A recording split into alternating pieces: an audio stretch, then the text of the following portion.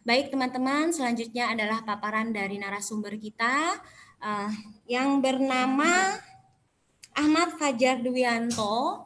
Fajar ini adalah salah satu tim pemenang KBMI tahun 2019. Pada saat pengusulan KBMI, Fajar dengan 2 teman yang lain, sehingga jumlah satu tim 3 orang. Fajar selain juga pernah memenangkan kompetisi KBMI, Fajar juga pernah mengikuti kegiatan Expo KMI yang diselenggarakan oleh Dikti bersama-sama dengan tim yang lain. Alhamdulillah di tahun 2019 ke Batam. Dan juga Fajar itu merupakan salah satu pemenang utama kompetisi Seeds for Change dari Forum for Young Indonesia yang diselenggarakan oleh CISDI dan IDCOM. Baik, untuk mempersingkat waktu, silakan kepada Fajar memaparkan materinya.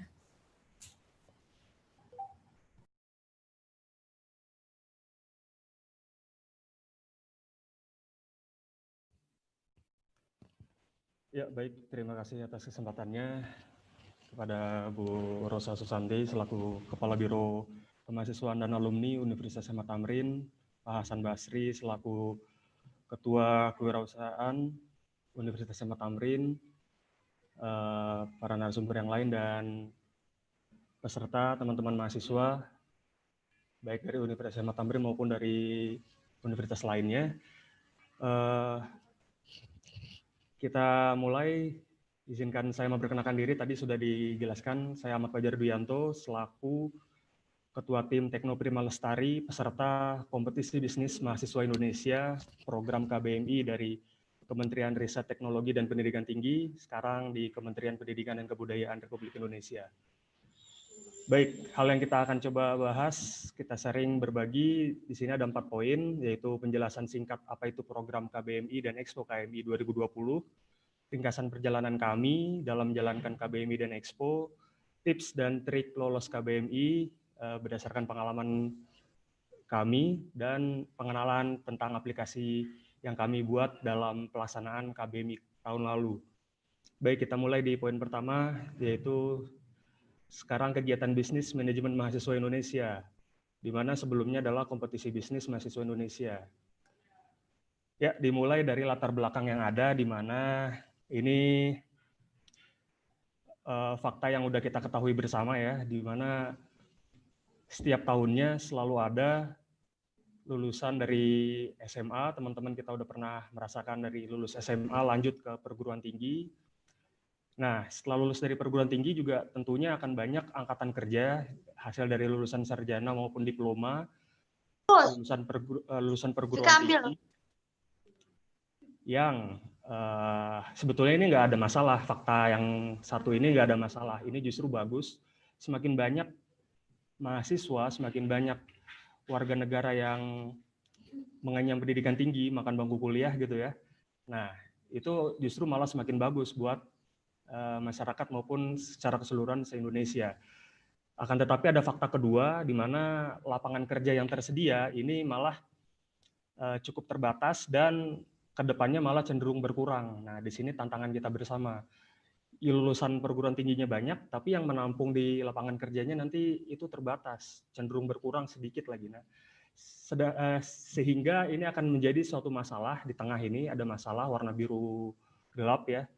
Di sini mohon maaf, suka tidak suka kita akan bilang akan ada tingginya pengangguran intelektual, di mana tadi lulusan sarjana maupun diploma yang dicetak oleh perguruan tinggi tidak bisa terserap seluruhnya oleh lapangan kerja yang terbatas. Sehingga masalah kita adalah dikhawatirkan akan adanya pengangguran intelektual yang tinggi. Nah, di sini solusi yang ditawarkan oleh kementerian, dalam hal ini Kementerian Pendidikan dan Kebudayaan,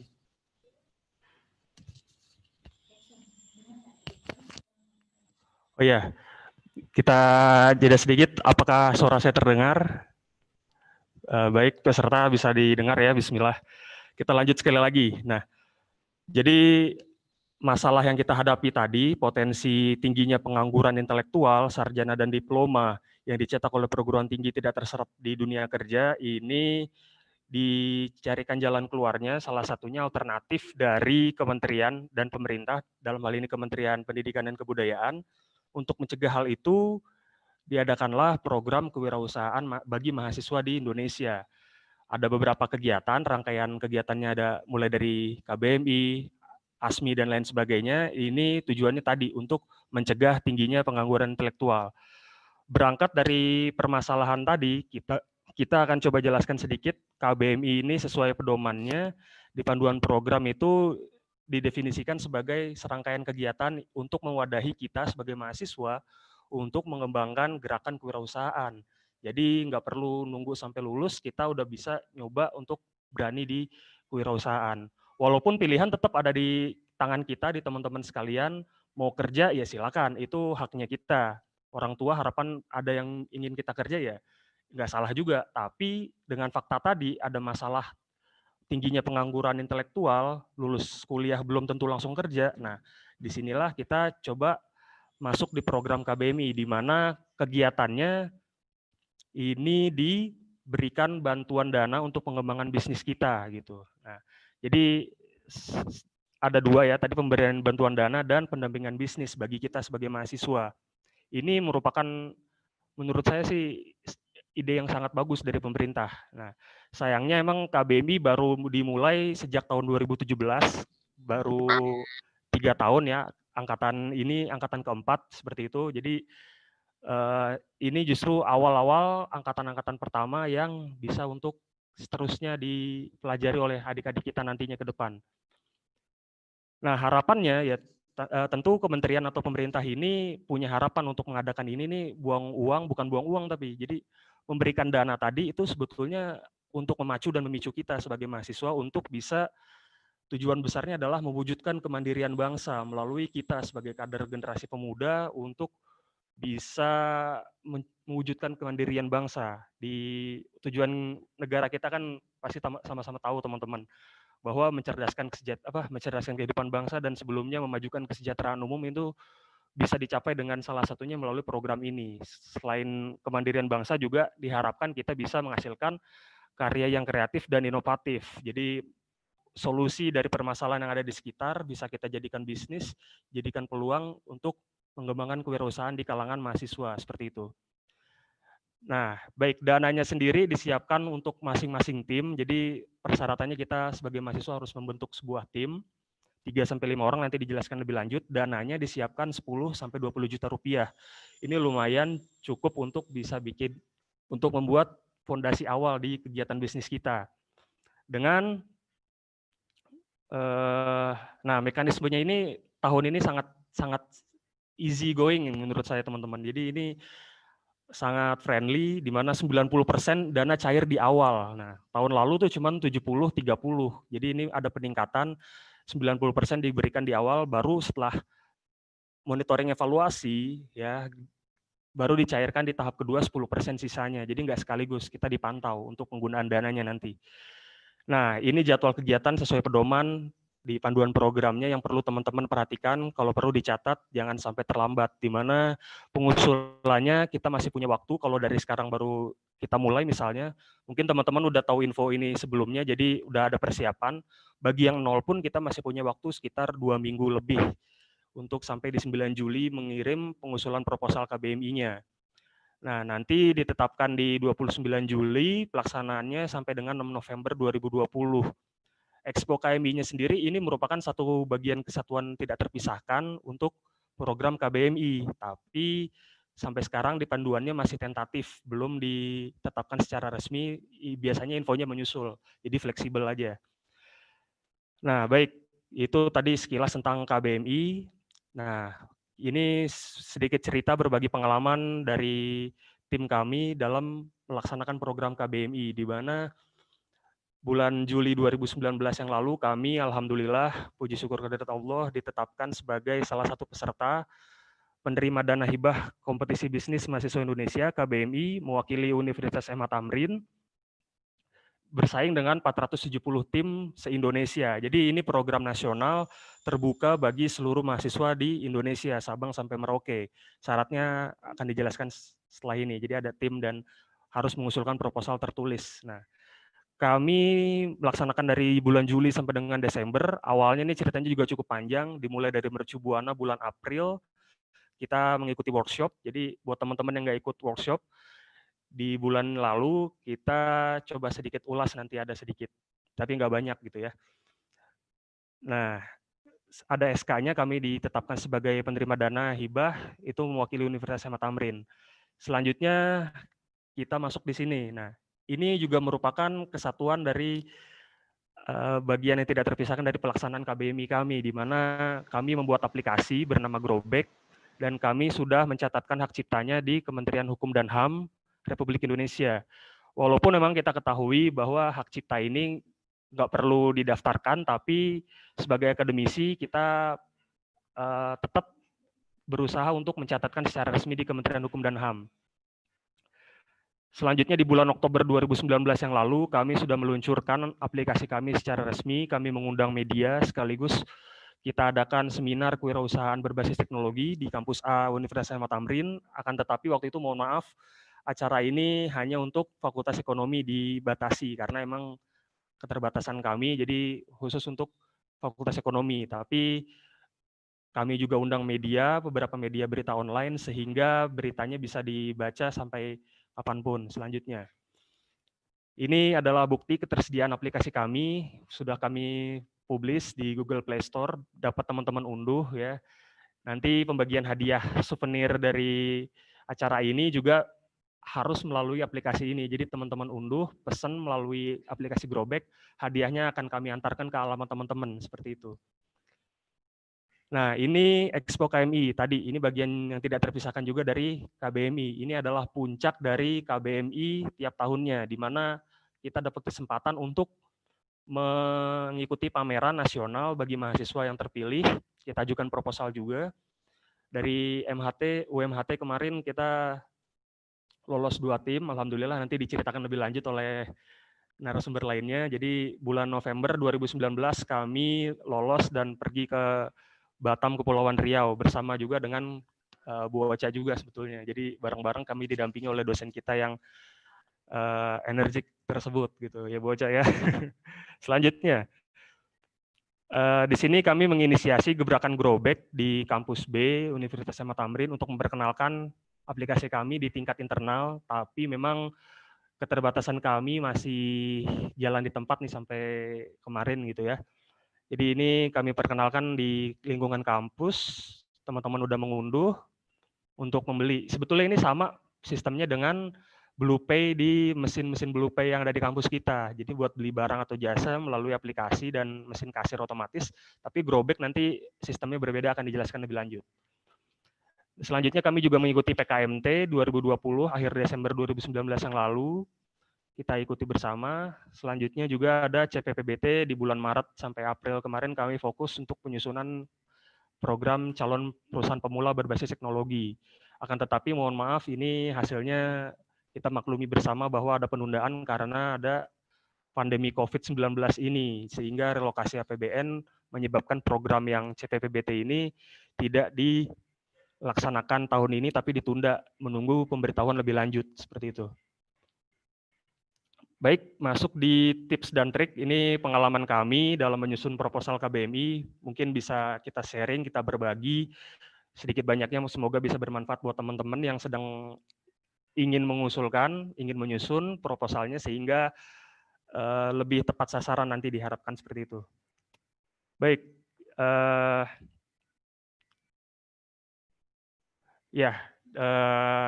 ada tips dan triknya dari kami. Pertama, tipsnya yang jelas, ini sangat penting, yaitu pelajari panduan program KBMI. Nah, panduan program ini udah bisa diunduh sejak 10 Juni 2020 yang lalu. Teman-teman bisa akses di internet ataupun nanti kita bagikan di link yang disediakan. Lalu teman-teman pelajari mulai dari jadwal, kriteria penilaiannya juga lain sebagainya ada di panduan programnya. Lalu tipsnya juga ini, warna merah teman-teman perlu perhatikan karena ini merah penting ya. Jadwalnya sangat terbatas, waktunya hanya cukup 1 bulan, 9 Juli. Jadi kalau terlambat ya mohon maaf, itu sama dengan mengulang di tahun selanjutnya. Lalu Yang nggak kalah penting untuk memunculkan ide, itu ada materi tersendiri, itu namanya design thinking. Teman-teman bisa pelajari mulai dari pengamatan, mencari masalah di sekitar kita, lalu brainstorming atau menghimpun ide, penyelesaian masalahnya seperti apa, itu bisa melalui design thinking. Ada materinya di YouTube Direktorat Jenderal Pendidikan Tinggi Kemendikbud. Nah, kemarin bulan Mei maksud kami, bulan Mei sebelum Lebaran, Kemendikbud mengadakan workshop untuk para mahasiswa se-Indonesia mempelajari kewirausahaan, salah satunya design thinking. Nah, triknya di sini kami dapatkan dari instruktur di KBMI tahun lalu, saat kami datang ke Universitas Mercu Buana sebagai tuan rumah. Di Mercu Buana itu Dewan Juri atau timnya KBMI kemarin itu sempat bilang bahwa di tiap poin pertanyaannya itu sebetulnya ada keterkaitan satu poin dengan poin yang lain, sehingga jangan sampai kita mengisi pertanyaan jawaban-jawabannya itu beda-beda gitu atau tidak konsisten. Saran kami jaga konsistensi, kalau sejak awal kita bilang A, maka sampai akhir pun usahakan tetap A gitu. Jadi jangan sampai berubah ke B atau C. Nah, di situ ada penilaian konsistensi juga sebetulnya dari dapur rahasianya tim penilai atau reviewernya. Selain itu di kriteria penilaian nanti ada poin-poin yang perlu teman-teman lihat. Selanjutnya ini akan ada, yaitu prinsipnya makin tepat itu makin dekat dengan dapat. Nah, cepat tepat dapat. Nah, di sini kita perhatikan benar-benar poin penilaian apa sih yang ada di penilaiannya KBMI. Mirip seperti lomba apapun, kalau jika ada dewan juri yang menilai, strategi kita ya tetap kita cari tahu apa yang dinilai oleh juri. Kalau kita udah tahu apa yang akan dinilai oleh juri, itu yang kita maksimalkan.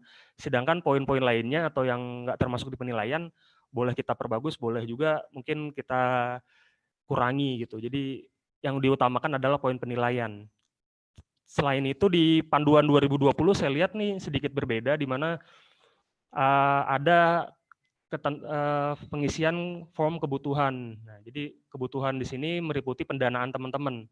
Prinsipnya adalah dengan dana terbatas 20 juta tadi maksimal, teman-teman mampukah bisa menyusun anggaran yang dibutuhkan, apa aja yang mau dibeli, dengan 20 juta itu tercukupi, tapi juga ada peningkatan dari kapasitas semula ya. Saran saya kapasitasnya cukup 30-50% di pengembangan. Nggak perlu sampai 100% 2 kali lipat, itu silakan sih, tapi saran saya dikurangi aja, setengahnya juga udah cukup gitu. Yang penting ada peningkatan, tapi jangan sampai target peningkatan kita jadi beban di pelaksanaan nanti, seperti itu. Nah, di tahap 1, deadline kita sampai 9 Juli, teman-teman masih ada 2 minggu lebih. Di sini teman-teman ikuti pendaftarannya di pembuatan akun dulu di simpkmi.kemendikbud.co.id, di mana pendaftarannya menggunakan NIM teman-teman, nomor induk mahasiswa yang terdaftar di PD Dikti. Jadi teman-teman nggak perlu repot nulis nama lagi, cukup nomor NIM-nya teman-teman, sistem akan bisa ngedeteksi seperti itu. Lalu ajukan judul proposalnya ini harus diketahui oleh adminnya UMHT, dalam hal ini admin perguruan tinggi kita di Biro Kemahasiswaan dan Alumni ya, sama Bu Ocha juga. Nah, jadi silakan di Japri nanti, dulu saya juga izin Japri ke Bu Ocha untuk pengusulan judulnya. Jadi judulnya harus diketahui oleh admin kampus, yaitu Biro Kemahasiswaan dan Alumni kita, Bu Ocha dan tim. Selanjutnya setelah teman-teman mengusulkan judulnya sudah punya akun, nah maka selanjutnya teman-teman akan masuk ke halaman form online. Di sini sedikit berbeda, di mana proposalnya itu sistematikanya bukan bab 1, bab 2, sampai bab 5, dan bab 6. Akan tetapi pengusulannya itu melalui pertanyaan-pertanyaan gitu. Ada sekitar 44 pertanyaan, ya, 44 pertanyaan yang perlu teman-teman jawab, yang tadi harus konsisten dari awal sampai akhir, kalau bisa jangan berubah atau kontradiktif gitu ya. Dan saran kami juga lebih baik dicicil. Jadi kita sama-sama tahu mahasiswa, emang sebagai mahasiswa juga saya ngerasain, kalau nggak sistem kebut semalam tuh, kalau nggak besoknya dikumpulin, hari ini kita kerjain tuh gimana ya, kurang greget, kurang gimana, nggak ada tekanannya gitu. Jadi itu bagus dalam situasi tertentu, itu bagus-bagus aja buat macu semangat, tapi saran saya hindari yang kayak gitu dalam pengusulan ini, karena ya sistem online ini kan semakin banyak yang mengakses, bisa berpengaruh nanti di kecepatan kita gitu. Jadi lebih bagus dicicil 2-3 hari sebelumnya itu kita udah tenang gitu. Apalagi nanti ada pengesahan oleh wakil rektor. Nah, minta tanda tangan wakil rektor, pejabat kampus kita, dalam hal ini Bapak Wakil Rektor kita bidang 1, Pak Dr. Sutanto Priyohastono, itu kita nggak bisa sembarangan minta hari ini langsung jadi, tapi kita perlu waktu 1-2 hari, itu kalau cepat gitu ya. Saran kami 1 minggu atau beberapa hari itu lebih enak, jadi kita nggak buru-buru, hasilnya juga bisa lebih bagus gitu. Jadi jangan nunggu H-1 atau hindari sistem SKS kita gitu ya. Terakhir, sistem penilaiannya kita coba share, ada di panduan, teman-teman bisa coba buka juga. Di sini kita jelaskan sedikit, di mana ini yang dinilai oleh dewan jurinya, oleh tim KBMI yang ditunjuk oleh Kemendikbud. Di mana pertama, noble purpose atau purpose-nya, tujuan utama, tujuan mulia kita, ini dinilai gitu. Jadi membangun bisnis bagi mahasiswa itu kalau nggak kuat tujuannya ya kita emang akan terombang-ambing di tengah jalan seperti itu. Jadi noble purpose ini hal yang mendasar atau kita sebut fundamental bisnis kita. Ini teman-teman bisa coba cari ide di sekitar, ada di design thinking yang materinya dari Kemendikbud itu lengkap. Materinya 2 jam, teman-teman bisa coba cari ide apa aja sih yang bisa jadi peluang untuk dijadikan bisnis gitu ya. Selanjutnya tadi noble purpose, maaf, baru nilai bobotnya hanya 10 poin, 10% gitu. Jadi dulu emang poin penilaiannya tinggi, tapi sekarang agak rendah, tapi ini juga cukup bagus, teman-teman kuatin di fundamental bisnis, biar manfaat ke depan di pelaksanaan oke. Selanjutnya di MSDM, manajemen sumber daya manusia, teman-teman perlu di sini nih tantangan kita nih, jadi mencari tim, teman atau siapapun itu, kalau bisa dari Tamrin, boleh beda jurusan, lintas prodi diperbolehkan, jadi pembagian tugas yang tepat kepada orang yang tepat, prinsipnya itu the right man on the right place, memang kedengarannya mudah, tapi begitu kita cari orang, itu sulitnya minta ampun. Kita belum punya fasilitas, kita belum bisa membayar, ya kan, belum bisa gaji orang, kita ngajak itu kemungkinannya 50-50 orang itu mau atau enggak, tapi lebih banyak kemungkinan besar yang enggak maunya gitu, enggak mau repot, enggak mau ribet, karena kita ya saya ngerasain sebagai pemilik ide di awal, ngajak orang itu sulitnya minta ampun, nggak ada yang percaya, nggak ada yang mau gitu. Akhirnya tapi dapat 3 orang yang bisa kita daftarkan, plus rekomendasi dari dosen. Nah, triknya ini minta rekomendasi mahasiswa yang bisa ikut dengan minta dari dosen yang kita kenal, seperti itu. Di poin ke-3 sampai 6 ini penilaiannya besar nih, hampir 80% dibagi di 4 ini 20 poin masing-masing. Desirability, nah di sini penting. Sebetulnya noble purpose ini sangat berhubungan sama poin 3 dan 4. Kepekaan memandang masalah menjadi peluang, ini pengamatan teman-teman. Tiap orang punya pengamatannya masing-masing gitu ya. Jadi ini bisa dipelajari, bukan bawaan bakat gitu. Jadi kalau kita peka, kita bisa ngelihat kanan kiri apa yang bisa jadi peluang. Nah, di sini gimana caranya mencari masalah gitu ya. Maksudnya bukan buat gara-gara, bukan, tapi gimana menemukan masalah, hambatan yang dialami oleh orang lain, kita coba bantu melalui solusi yang bisa kita tawarkan, dan solusinya itu bisa bernilai ekonomis, artinya bisa kita jadikan uang gitu. Orang mau bayar atas ide kita, itu yang diharapkan untuk jadi peluang bisnis. Jadi poin 3 dan 4 ini sangat berhubungan, di mana masalah yang kita angkat, desirability-nya harus berbanding lurus dengan visibility-nya. Jadi ide kita apakah diterima oleh orang lain, nah itu kita perlu interaksi, kita harus tanya tuh. Kita lihat masalah oleh orang lain, si penderita masalah ini kita coba kasih saran A, B, C, D. Nah, mana A, B, C, D-nya yang menurut dia paling menarik, paling bisa menyelesaikan masalahnya. Itu yang harusnya kita utamakan untuk diangkat jadi peluang bisnis di proposal kita nanti. Nah, selanjutnya delivery ini strategi pemasaran, mulai dari online maupun offline, teman-teman kita udah di zaman milenial gitu ya. Dalam hal ini kami udah coba melalui aplikasi, walaupun tantangannya juga nggak segampang itu. Sekarang aplikasi juga udah mulai banyak, tiap perusahaan udah bisa bikin webnya sendiri. Nah, saingan kita juga lebih banyak lagi. Tapi dibanding yang offline, online lebih menjanjikan. Tapi silakan teman-teman mau offline pun nggak ada masalah, itu pilihan masing-masing ke teman-teman. Strategi finansial tadi ini ada di form 2 juga, nanti tadi prinsipnya adalah mencukupi kebutuhan pengembangan kita dari keterbatasan dana yang disediakan. 10-20 juta itu dibilang besar enggak, dibilang kecil juga enggak. Ya, jadi sedang-sedang aja gimana caranya kita ngatur supaya itu bisa pas gitu.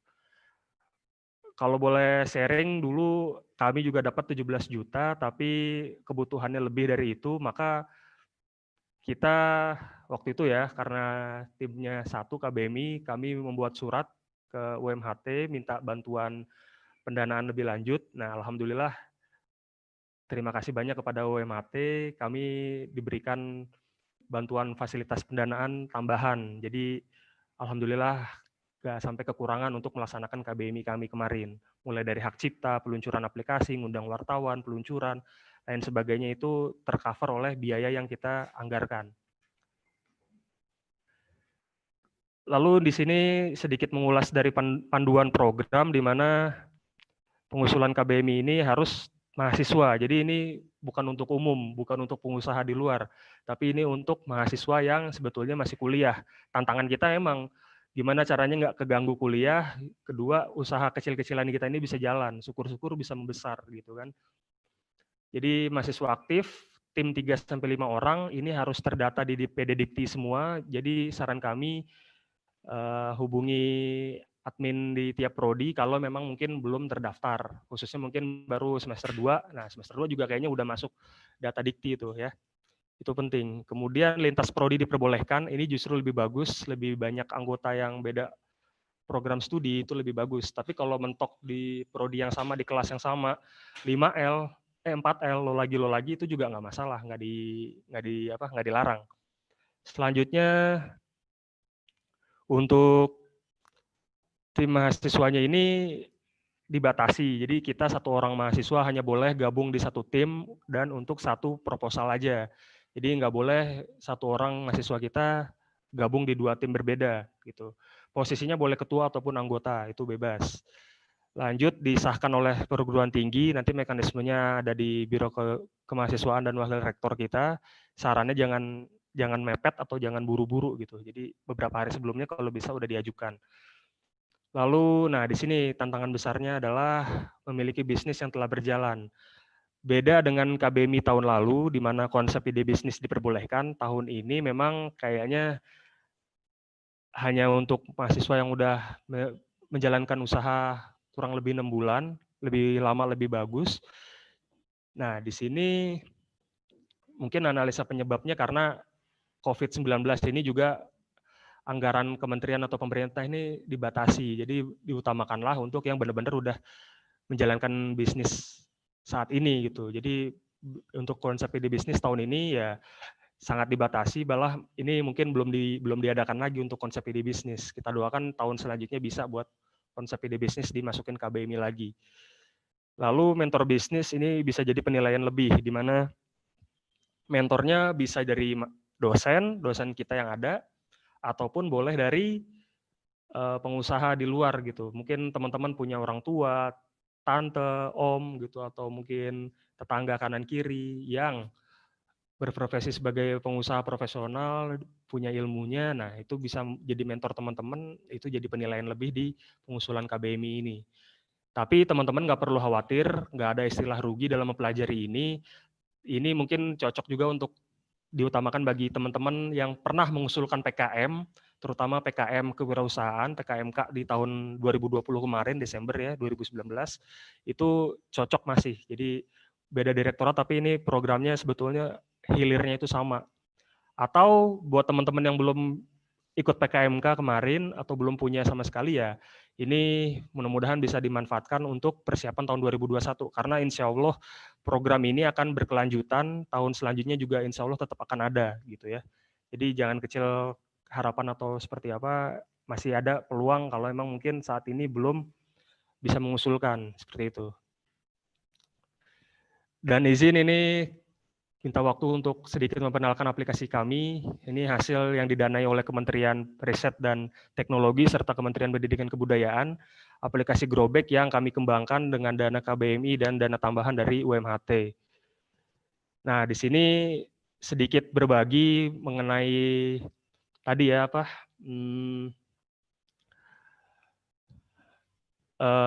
brainstorming ataupun yang kita sebut tadi design thinking ya, masalah dan solusi. Masalah yang kami angkat di sini yang utama sebetulnya ada 6 tapi kami batasi di 2 dulu. Di mana biasanya teman-teman atau keluarga di rumah kita ingin beli sesuatu produk dari pedagang keliling, kita tungguin pedagangnya itu kadang ditungguin nggak lewat-lewat, kita cari nggak ketemu-ketemu. Saat kita malah nggak butuh atau udah nggak ingin beli, tiba-tiba malah pedagangnya baru muncul, sering lewat gitu kan. Nah, jadi ada masalahnya di sini adalah kesulitan yang dialami pembeli atau pedagang keliling untuk bertemu pada tempat dan waktu yang pas. Nah, sehingga solusi dari kami, kita coba hubungkan pembeli dan pedagang keliling melalui aplikasi yang kita sebut Growback, sehingga keduanya bisa bertransaksi dengan lebih cepat dan mudah, nggak perlu saling nyari-nyari capek-capek lagi, dan nggak perlu menunggu tanpa kepastian lagi. Selanjutnya di mutu dan keamanan pangan ini juga, ini berhubungan nih sama FKES-nya Tamrin nih, di mana ibu-ibu di rumah, teman-teman pasti juga pernah ngerasain, orang tua kita tuh bilang begini nih ke kita atau ke anak-anaknya, "Nak, pulang sekolah, pulang kuliah, kalau bisa nggak usah jajan di luar, langsung pulang ke rumah, makannya di rumah aja." Gitu kan. Kalau nggak, ibu bapak bawain bekal dari rumah. Nah, kenapa orang tua bilang kayak gitu? Karena ini, faktanya itu ya pedagang keliling kita banyak yang mutu dan keamanan pangannya nih dinilai kurang higienis, ya kan, kurang bersih, ada bahan yang mungkin berbahaya atau nggak sesuai kesehatan. Nah, ditambah juga pemberitaan media-media itu yang telusurin pabrik, ya kan, jadi membuat masyarakat takut nih, ya kan, beli cilok diinjek-injek lah, ya kan, beli sambal dicampur tomat busuk lah. Nah, jadi kekhawatiran masyarakat terhadap produk pangan dari pedagang keliling ini ya banyak faktornya. Ini jadi masalah yang perlu kita selesaikan. Ya, masih diragukan masyarakat ini ya kita coba nanti doakan Tamrin setuju, UMHT kita ngedukung lebih lanjut, labnya Prodi Analisis Farmasi Makanan, Anafarma dan labnya Prodi Gizi, kita bareng kerjasama, kolaborasi untuk pengujian mutu keamanan pangan. Jadi produk yang kita jual melalui aplikasi Growback nanti udah lulus uji di lab Tamrin, bebas bahan berbahaya gitu ya. Selanjutnya ini aplikasi kami tadi menghubungkan pedagang dan pembeli. Pedagangnya ini ya nggak hanya makanan minuman, tapi juga bisa mainan anak, aksesoris wanita, perabot rumah tangga, ya aneka produk dan barang dan jasa apapun, termasuk ya tukang jahit keliling, tukang sol sepatu keliling, ya kan, tukang servis jam tangan keliling. Nah, yang udah mulai sulit dicari, kita bisa temukan di aplikasi Growback, ya seperti itu. Kita usahakan biar bisa dimanfaatkan oleh masyarakat luas. Dan nggak hanya gerobak dorong biasa gitu ya, bisa gerobak dorong manual maupun ya tukang tahu bulat dadakan menggunakan truk atau mobil itu juga termasuk bisa pakai jadi mitra Growback kami. Gerobak sepeda motor, nah itu juga bisa. Pokoknya apapun alat angkutnya, apapun produknya, bisa menggunakan aplikasi kami supaya bisa terhubung dengan pembeli dan masyarakat luas, seperti itu. Ini fitur dasar aplikasi kami, setidaknya udah ada 5 yang benar-benar dasar, pencarian dan pemesanan bisa di aplikasi kami. Kita juga hitung waktu tunggu pengantaran oleh pedagangnya, jadi diantar langsung oleh pedagang keliling berdasarkan jarak waktu Google. Kita backup di riwayat transaksinya tercatat dari tanggal sampai jumlah pembelian terrekord, jadi nggak perlu capek-capek mencatat lagi. Sampai di penilaian kepuasan kita bisa memberikan nilai ke pedagang keliling supaya ada pembinaan. Mereka bisa memperbaiki kualitas pelayanannya. Ini mitra kami yang udah kami jelaskan sedikit tadi, bisa gerobak dorong sepeda, motor ya. Dan kami juga akan coba jalin kerjasama ke perusahaan besar dengan brand-brand ternama, mungkin sebut saja Sari Roti, Walls Campina, Susu Murni Nasional, dan lain sebagainya. Ini akan kita coba pendekatan supaya nanti teman-teman beli Sari Roti itu bisa dari aplikasi Growback gitu, karya anak Tamrin. Ya, dan Growback ini juga udah milik hak ciptanya udah atas nama Universitas Imah Tamrin juga, jadi majunya Growback itu majunya Imah Tamrin, majunya kita semua sebenarnya. Nah, kami udah menyelesaikan penyusunan proposal kami, rencana bisnis kami ke depan secara rinci, bisa diunduh nanti.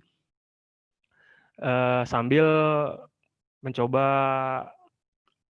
mencari pendanaan dari investor-investor yang lebih besar lagi nanti kami coba gitu ya. Soalnya di CPPBT kemarin ada surat pernyataan bahwa kami tidak boleh didanai oleh pihak lain, pihak manapun, termasuk pemerintah maupun swasta.